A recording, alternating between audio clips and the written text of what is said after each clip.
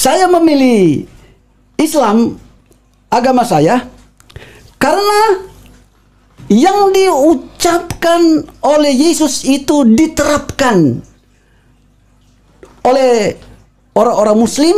Ternyata juga itu ada dalam Al-Quran. Yesus bilang begini, aku datang di dunia ini tidak merombak Taurat, tetapi menggenapi. Jadi tidak ada pembatalan.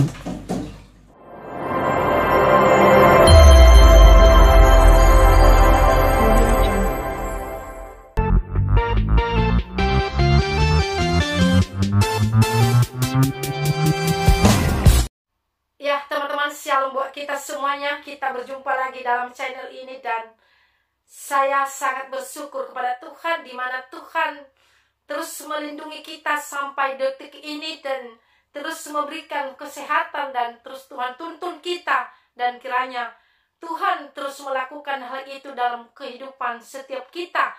Amin.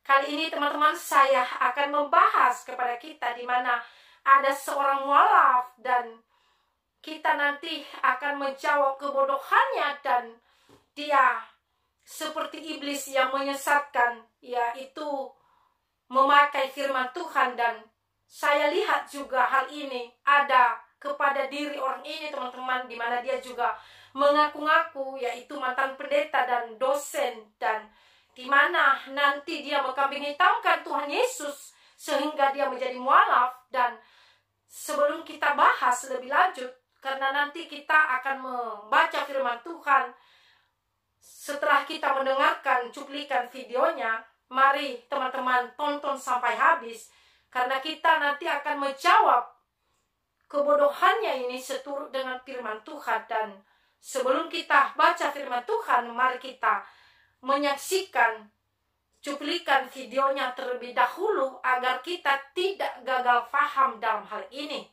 Mari kita saksikan bersama-sama. Saya memilih Islam, agama saya, karena yang diucapkan oleh Yesus itu diterapkan oleh orang-orang Muslim. Ternyata juga itu ada dalam Al-Quran. Yesus bilang begini, aku datang di dunia ini tidak merombak Taurat, tetapi menggenapi. Jadi tidak ada pembatalan. Justru mengabaikan Taurat sama dengan menghilangkan bagian keselamatan bagi dia. Nah, Yeremia pasal 31 ayat 33. Pada akhir zaman Allah akan menaruhkan hukumnya kepada hati manusia. Apa hukum itu? Hukum itu adalah Torah, Injil, dan bagian daripada Al-Quran itu sendiri. Jadi ada dua agama yang sangat berpengaruh. Mentauhidkan atau menyatakan sesamaan itu hanya satu, yakni Yahudi dengan Islam.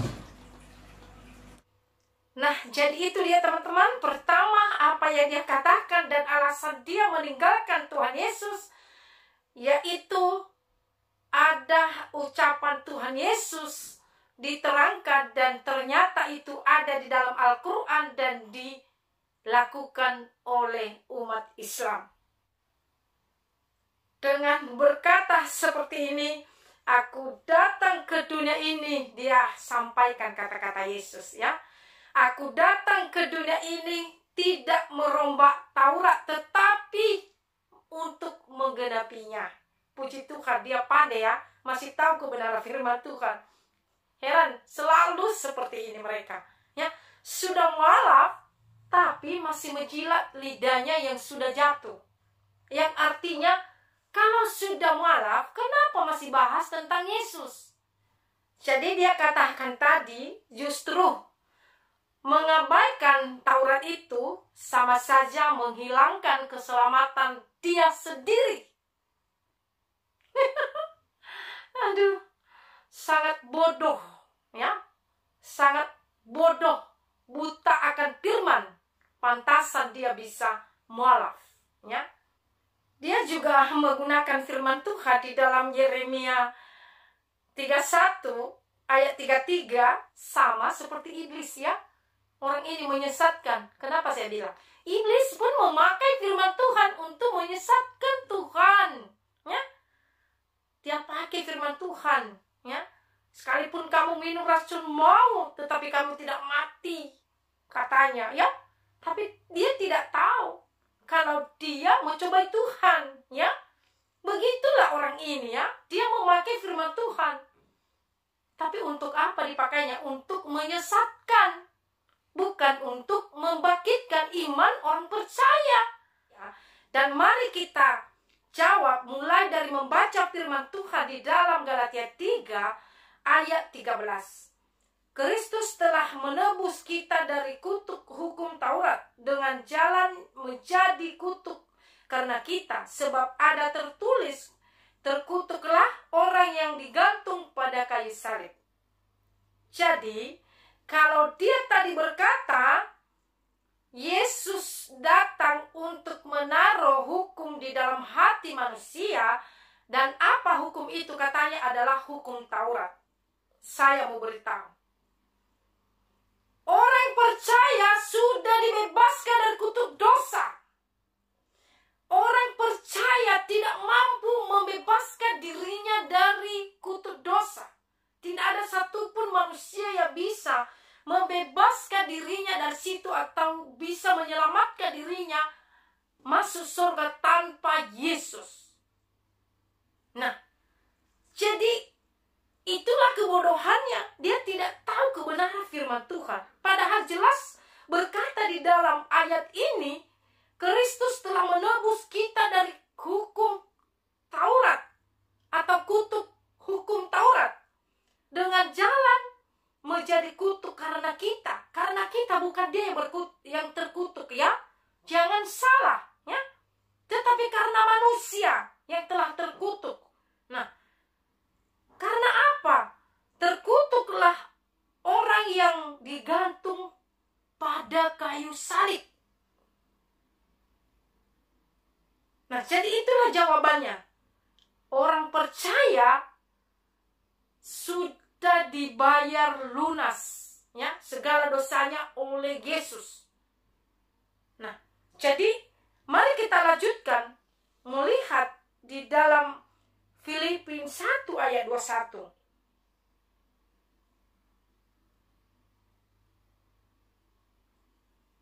Kita baca. Karena bagiku hidup adalah Kristus dan mati adalah keuntungan. Ini kata Paulus. Jadi karena bagiku hidup adalah Kristus dan mati adalah keuntungan. Karena ada hidup di balik kematian orang percaya. Tidak mati selama-lamanya, tetapi akan dibangkitkan bersama-sama dengan kebangkitan Yesus. Tidak ada yang seperti dia katakan tadi. Apalagi tadi dia menuduh Yesus. Gara-gara ucapan Yesus dia memilih agama Islam. Yesus tidak cerita agama. Tidak ada di Alkitab Yesus cerita agama, ya. Tidak dikatakan Yesus, agamamu ini baru kamu ke surga. Tidak. Tetapi Yesus adalah keselamatan itu sendiri. Yesus adalah Injil itu sendiri. Yesus adalah kasih itu sendiri. Nah, jadi kalau dia bahas begitu firman Tuhan dan sangat ngawur, ya, sangat tidak seturut dengan apa kata firman Tuhan. Mari kita baca di dalam Efesus 2 ayat 15.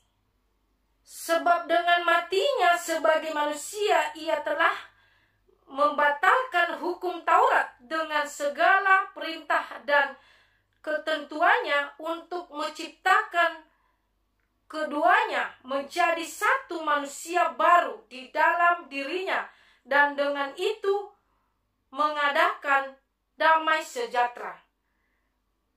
Jadi Yesus telah membatalkan hukum Taurat itu yang menimpa manusia, ketika dia telah mati di kayu salib. Dia sudah berkata, sudah selesai. Jadi inilah kebodohannya tadi, yang mengaku-ngaku mantan pendeta, tetapi dia tidak tahu kebenaran yang sesungguhnya. Nah, jadi orang-orang mualaf akan terus menyesatkan kebenaran Tuhan. Dan kita akan menjawab hal itu seturut dengan firman Tuhan. Jadi cukup jelas firman Tuhan ini berkata kepada kita, sebab dengan matinya sebagai manusia, ya, Yesus sudah mati. Sebelum mati dia menjadi manusia dulu, supaya dia bisa menggantikan posisi saya dan saudara di kayu salib, supaya tidak dihukum untuk selama-lamanya. Nah, jadi matinya sebagai manusia, ia telah membantalkan hukum Taurat. Ya, ini Alkitab saya mengatakan seperti itu. Dengan segala perintah dan ketentuannya, ya, karena dia sudah tentukan dulu ketika dia murka, manusia semua udah jatuh dalam dosa, sudah hilang kemuliaan Tuhan. Ya, jadi memang hukum dosa ialah maut. Jadi tanpa kasih Yesus, tanpa pengorbanan Yesus, semua manusia mati binasa. Itu artinya, ya. Nah, ketentuannya untuk menciptakan keduanya menjadi satu manusia baru di dalam dirinya. Jadi manusia baru itu di dalam diri Yesus, ya.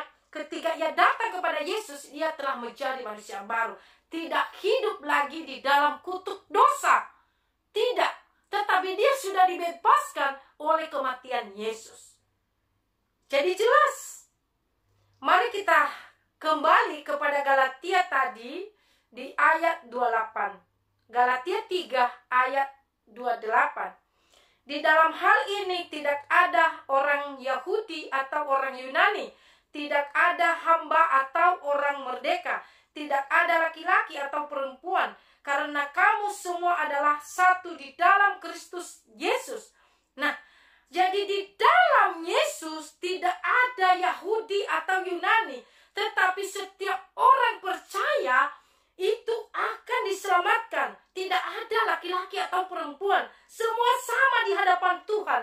Dia telah mempersatukan orang percaya di dalam dia. Jadi makanya kalau ada orang ngomong Yesus itu hanya untuk orang Yahudi, itu tidak. Di dalam Alkitab saya mengatakan tidak ada orang Yahudi ataupun Yunani. Ya, yang artinya suku apapun, orang apapun itu, ketika dia datang dan percaya kepada Tuhan, Tuhan pasti menyelamatkan orang tersebut. Nah, jadi jelas kebohongan yang disampaikannya tadi. Atau kita lihat lagi, yaitu Yeremia yang dia sebutkan 31 ayat 33-nya, teman-teman. Kita baca sama-sama. Tetapi beginilah perjanjian yang kuadakan dengan kamu Israel. Sesudah waktu itu, demikianlah firman Tuhan, aku akan menaruh Tauratku dalam batin mereka dan menuliskannya dalam hati mereka, maka aku akan menjadi Allah mereka dan mereka akan menjadi umatku. Nah, jadi itulah Taurat itu memang bukan untuk dihilangkan, tapi untuk digenapi. Dan Taurat itu, saya jawab, Taurat itu sudah digenapi oleh Tuhan ketika Yesus itu mati di kayu salib. Semua sudah genap. Semua sudah selesai. Nah, jadi jelas jawabannya. Jadi kalau dia lagi berkuar-kuar di dalam videonya dalam hal ini, mari, jangan mau disesatkan oleh orang-orang seperti ini, oleh penyesat seperti ini, ya, oleh pedusta seperti ini, teman-teman. Jangan mau kita disesatkan, ya. Mereka sangat pandai memakai firman Tuhan sama seperti iblis. Memakai firman Tuhan untuk mencoba Yesus. Sewaktu Yesus berpuasa 40 hari, 40 malam. Dan datang iblis mencobai dia. Ya? Jadi kita harus waspada. Kita harus hati-hati. Jadi sudah cukup jelas jawabannya. Nah, jadi itulah teman-teman yang saya bisa bagikan kali ini. Semoga video ini bermanfaat bagi kita, dan sampai jumpa di video yang berikutnya teman-teman. Mari terus mendukung kami dalam video ini agar kami terus diberkati oleh Tuhan dan diberikan hikmah bagi kami untuk berkata-kata, dan kiranya channel ini digunakan untuk menjadi berkat bagi semuanya. Shalom.